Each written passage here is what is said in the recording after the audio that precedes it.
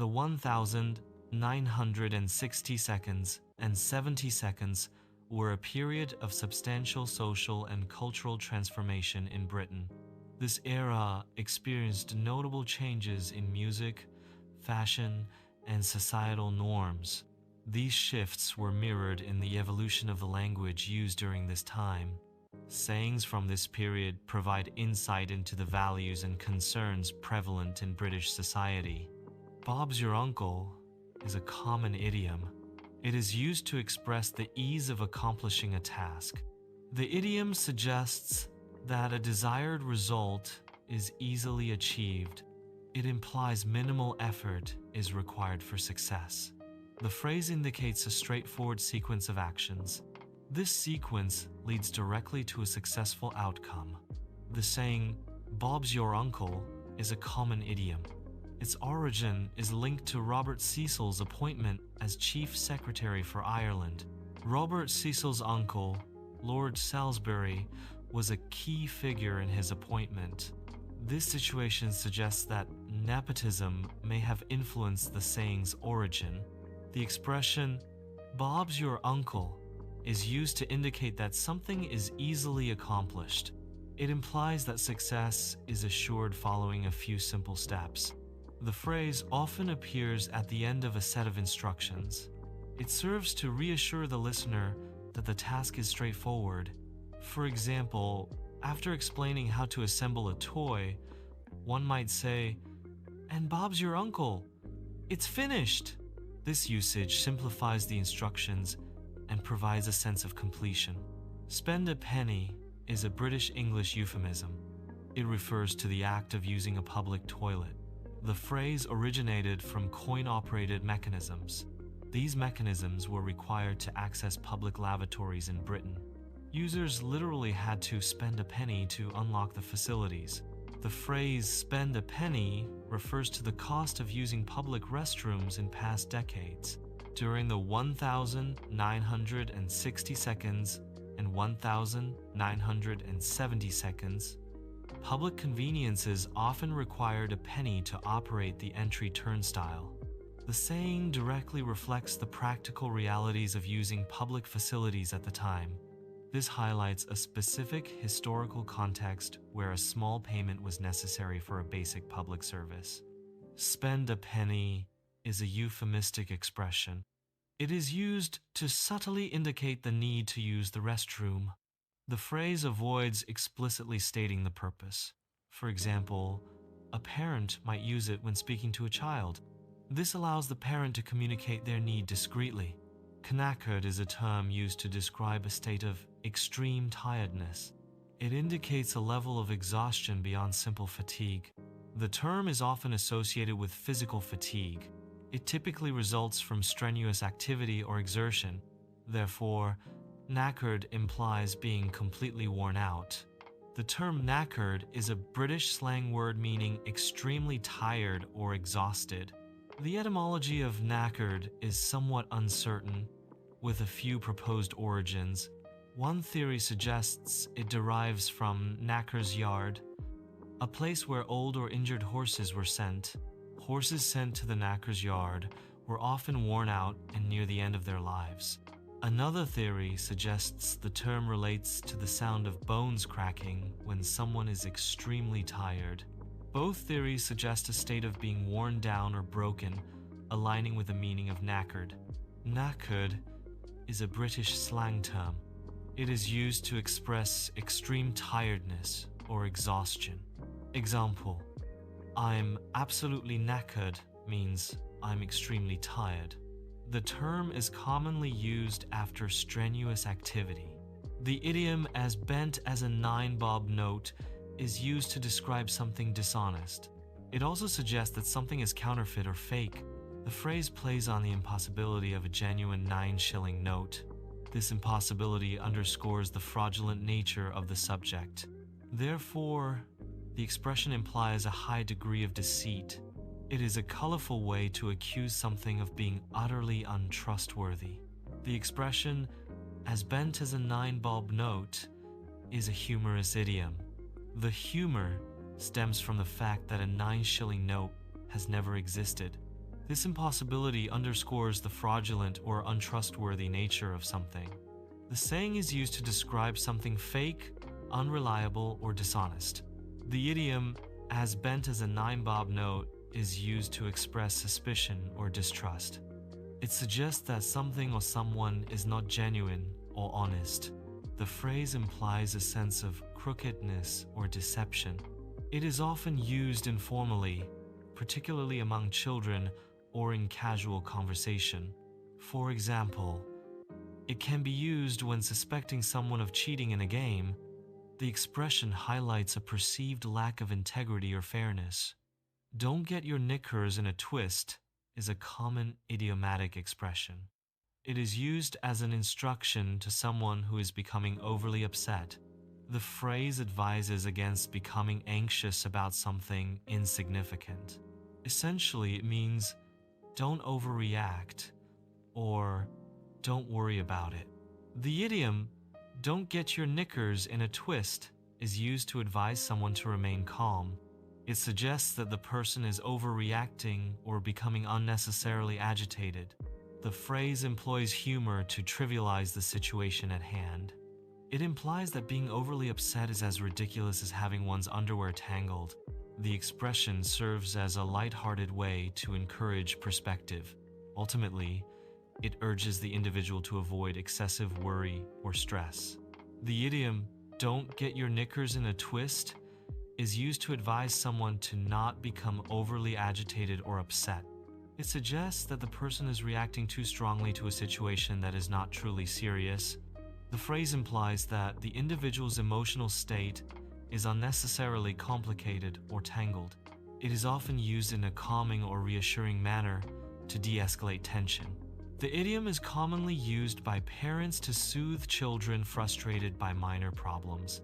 For example, a parent might say, "Don't get your knickers in a twist, we can fix it," when a child faces a small setback. The expression, "I'm easy," indicates a lack of strong preferences. It suggests a willingness to accept any decision or outcome. The phrase implies flexibility and adaptability.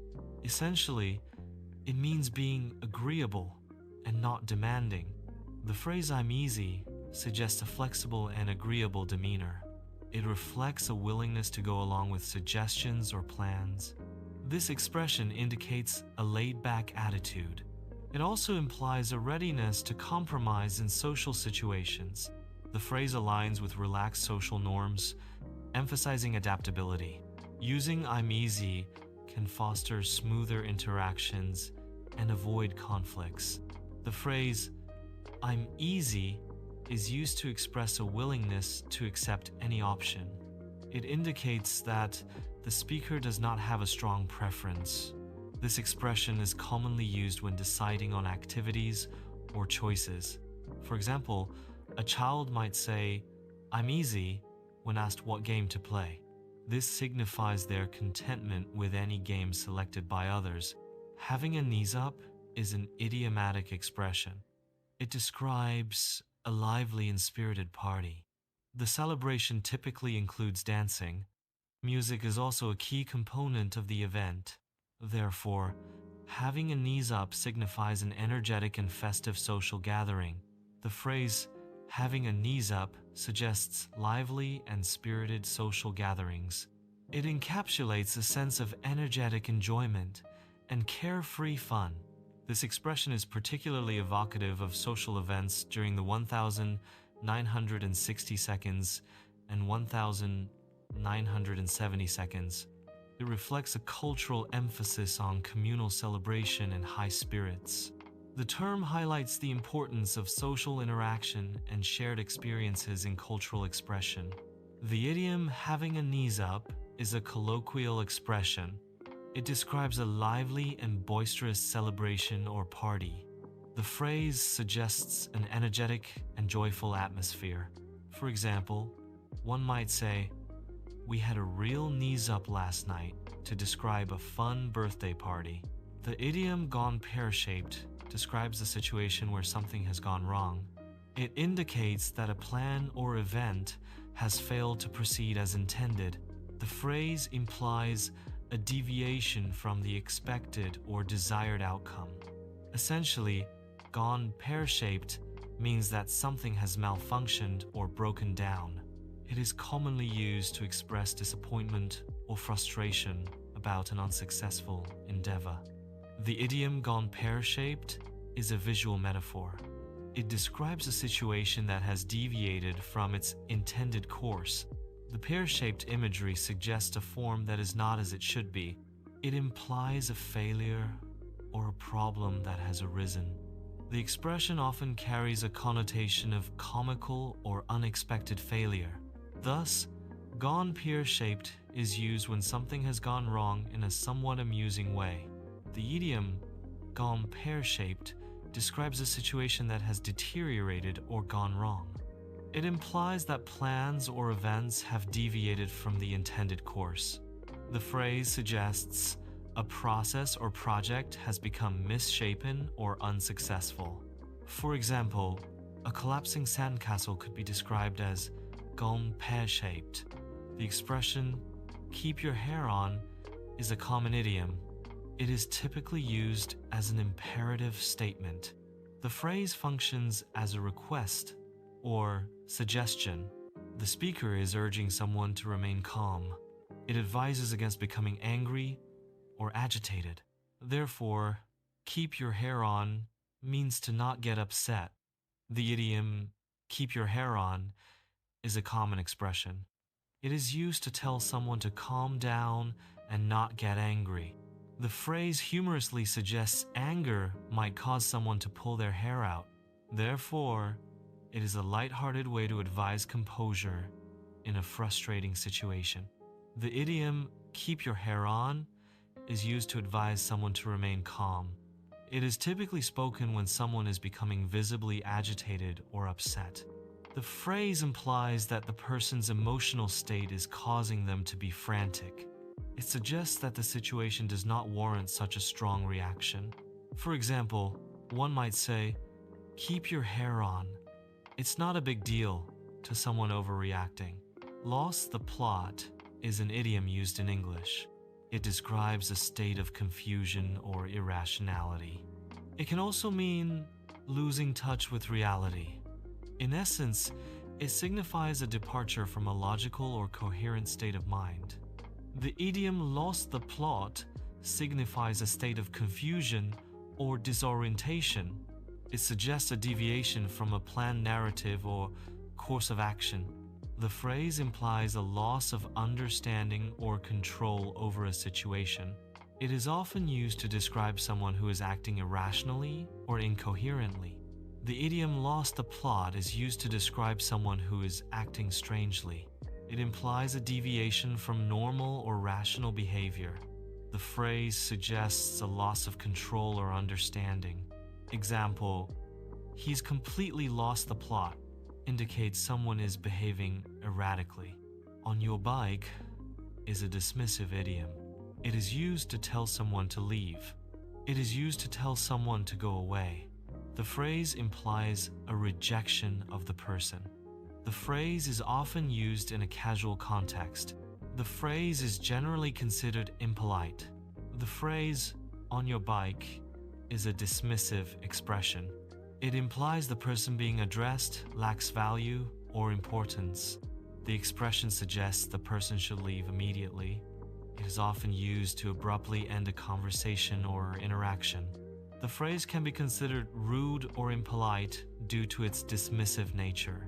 The phrase, on your bike, is an idiomatic expression. It is used to tell someone to go away or leave. The expression implies a dismissive or abrupt rejection. For example, it can be used when someone is bothering a group of people.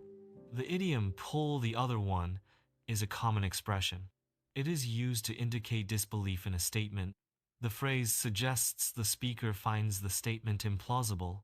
It implies a degree of skepticism towards what has been said. Essentially, it's a way of saying, I don't believe you. The idiom pull the other one is a sarcastic expression. It is used to indicate disbelief or skepticism.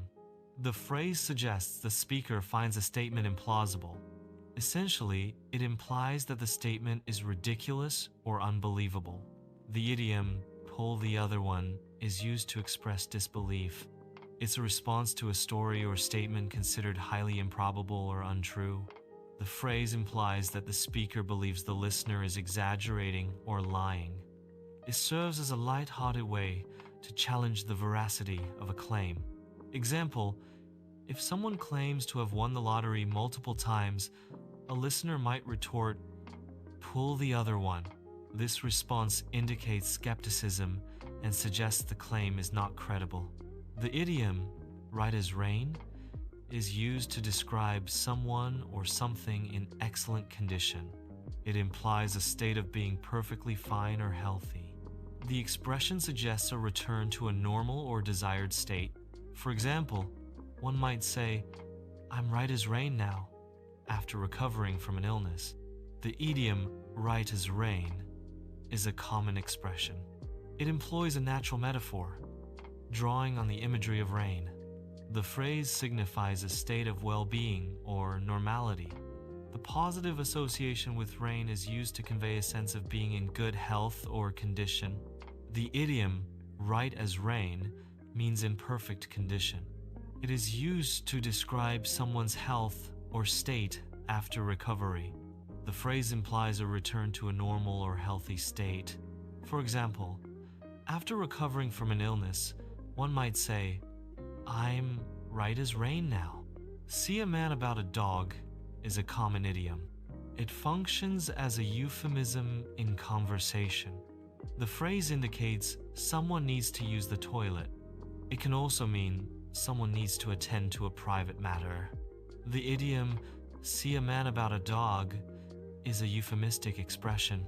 It functions as a polite way to excuse oneself without revealing the true reason. The phrase implies a need for a brief, private absence. It is often used to mask intentions or maintain social discretion. The expression avoids directness, preserving politeness in ambiguous situations. "See a man about a dog" is an idiomatic expression. It is typically used as an excuse to leave a conversation or situation. The phrase implies a need to attend to a private or unspecified matter. It serves as a polite way to excuse oneself without providing a detailed explanation. For example, one might say, "I need to see a man about a dog," before departing. "Up the duff" is a slang expression. This term is used to indicate that a woman is pregnant. It is an informal way of describing pregnancy. The phrase is commonly used in casual conversation. It is important to note that this is a slang term. Therefore, it may not be appropriate in all contexts. The phrase "up the duff" is an informal expression. It is used to indicate that someone is pregnant. The expression can be considered vulgar in certain social contexts. Therefore, sensitivity is required when using this phrase. "Up the duff" is a colloquial idiom used to indicate pregnancy. The expression is typically used in informal, casual conversation. It is a non-technical and often light-hearted way to announce or discuss someone's pregnancy. For example, one might say, "She's up the duff," to convey that a woman is pregnant. The phrase is more common in British English and other English-speaking regions. Childhood sayings create a common linguistic landscape. These sayings provide a shared understanding among individuals. They shape childhood experiences through language. These sayings often reflect cultural values and beliefs. They influence the development of a child's worldview. Language is a dynamic entity, constantly changing over time. Some linguistic expressions become obsolete and fade from use. Other expressions persist, demonstrating language's adaptive nature. This evolution reflects shifts in culture and societal norms. The persistence or fading of sayings illustrates this linguistic change. Language evolution is a continuous process shaped by various factors. Certain phrases provide insights into British culture. These phrases reflect British humor. They also reveal social norms. These phrases are rooted in the historical contexts of the 1960 seconds and 70 seconds. Sayings from the 1960 seconds and 1970 seconds continue to be relevant today. These sayings provide insight into a past era. They demonstrate the lasting impact of that era on language. The continued use of these sayings reflects their enduring cultural significance.